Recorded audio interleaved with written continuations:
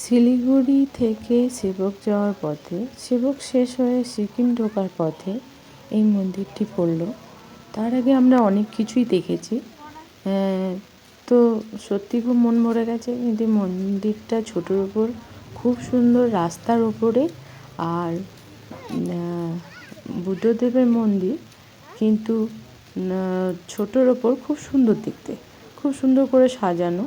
তো একটু যেন আলাদা রূপেই সাজানো।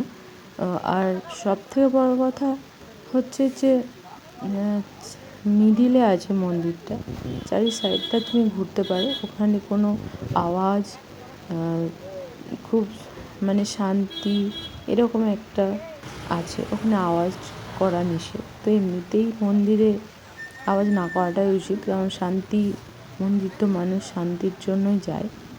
আর একদম রাস্তার ওপরে, আর পাশে বিশাল বড় খাদ, বিশাল। তো আর গাড়ি ঘোড়া যাচ্ছে, সুন্দর হাওয়াও দিচ্ছে, আর পুরো মেঘে ঢেকে গেছে। মেঘ আসছে, গায়ের উপর দিয়ে মিশে যাচ্ছে। এত ভালো লাগছিলো ভিউটা, জাস্ট ওয়াও, মানে জাস্ট ওয়াও, দেখার মতো। কিন্তু এত ভালো লেগেছে। সঙ্গে এই যে সুন্দর সুন্দর গাছ লাগানো, সুন্দর ফুল গাছ লাগানো, সেগুলো ভালো লেগেছে। মানে সুন্দর করে ছোটোর ওপর